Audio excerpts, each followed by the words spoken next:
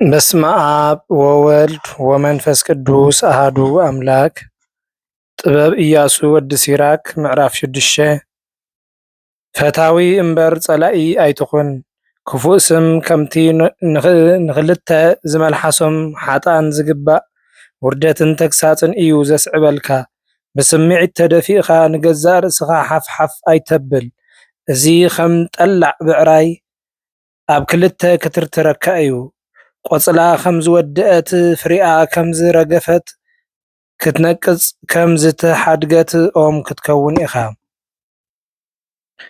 ክፉእ ኣመል ንዝሓዞ የጥፍኦ መፍቶ ጸላእቱ ከዓ ይገብሮ። ሓቀኛን ሓሳውን ዕርክነት ጥዑም ዘረባ ፈተውቲ የብዝሓልካ። ልዙብ መልሓስ ከዓ ኣብ ቅድሚ ብዙሓት ተፈታዊ ይገብረካ። ምስ ብዙሓት ዕርክነት ይሃሉኻ ምኽርኻ ግና ካብ 1000 ምስ ሓደ ጥራይ ይኹን። ዓርኪ ክትገብር ከለኻ ከይፈተንካ ኣይትተዓራረኽ፣ ቀልጢፍካ ከዓ ኣይትእመኖ።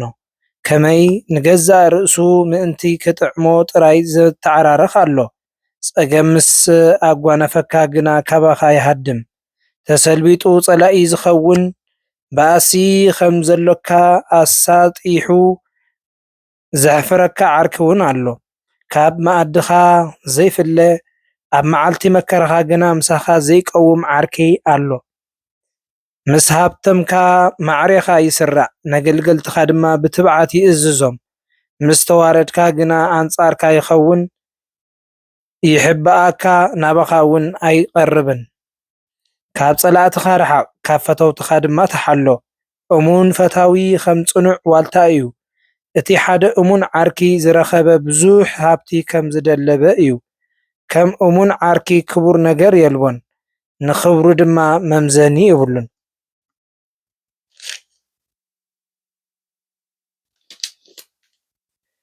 እሙን ዓርኪ ሙሉእ ጥዕና ከም ዝህልወካ ዝገብር ፈውሲ እዩ። ከምዚ ዝበለ ዓርኪ ዝረኸቡ ከዓ እቶም ንእግዚኣብሔር ዝፈርሑ እዮም። ቅኑዕ ዕርክነት ክገብር ዝኽእል እቲ ንእግዚኣብሔር ዝፈርሕ ሰብ እዩ። ዓርኩ እውን ልክዕ ከምኡ እዩ ዝኸውን። ካብ ጥበብ ተምሃር ወደየ፣ ካብ ንእስነትካ ኣትሒዝካ ስነ ስርዓት ፍቶ። ምስ ሸየብካ ከዓ ገና ጥበብ ክትረክብ ኢኻ። ከምቲ ዝሓርስን ዝዘርእን ጻዕራም ሓረስታይ ኮንካ ንጥበብ ድለያ። ጽቡቕ ምህርቲ ክተፍርየልካ ከዓ ተጸበያ። ንቑሩብ ግዜ ጻዕሪ ከድልየካ እዩ። ድሓር ግና ቀልጢፍካ ካብ ፍሪኣ ክትበልዕ ኢኻ። ምስ ዘይተማህረ ሰብ ጥበብ ኣዝያ ጨካንያ እትመስል። ድኹም ምስኣ ኣይነብርን እዩ። ንሳ ንኽትፍትኖ ከም ሓደ ከቢድ እምኒ ሓይሊ ክትጸዓኖ እያ። ንሱ ከዓ ከይደንጎየ ክድርብያ እዩ። ከመይ ጥበብ ከም ስማ እያ፣ ንብዙሓት ድማ ግልጺ ኣይኮነትን። ኣታወደይ ስምዓኒ፣ ተግሳጸይ ተቐበል፣ ንማዕዳይ ከዓ ኣይትንጸጎ። ንእግርኻ ብሞቕሕ ጥበብ እሰሮ፣ ነርዑታ ከዓ ኣብ ክሳድካ ጸዓኖ። ሓንጊርካያ ኺድ፣ መቑሕ በርቲዑኒ ኢልካ ኣይትዕገርግር። በኹለንትናኻ ንጥበብ ሰዓባ፣ ብዘሎካ ሓይሊ ድማ ንትእዛዛታ ሓልዎ። ሃሰስ በላ ከምኡ እውን ድለያ፣ ባዕላ ክትግለጸልካ እያ። ምስ ሓዝካያ ከዓ ኣይትፈንዋ። ኣብ መወዳእታ ነቲ ጥበብ እትህቦ ዕረፍቲ ክትረኽቦ ኢኻ። ኣብ ሓጎስካ ክትልወጠልካ እያ። ሽዑ እቲ መቃውሓ ጽኑዕ ዕርዲ ክኾነልካ እዩ። ኣርዑታ ድማ ክዳን ክብሪ ክኾነልካ እዩ።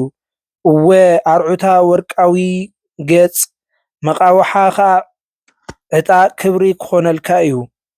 ንስኻ ከዓ ከም ክዳን ክብሪ ክትክደና፣ ኣብ ርእስኻ ከዓ ከም ኣኽሊል ሓጎስ ክትደፍኣ ኢኻ። ወደየ ድላይ እንተ ደኣ ኣልዩካ ክትመሃር ኢኻ። እንተ ደኣ ጽዒርካ ከዓ በሊሕ ክትከውን ኢኻ። ምስማዕ እንተ ደኣ ትፈቱ ኮንካ ፍልጠት ክትድልብ ኢኻ።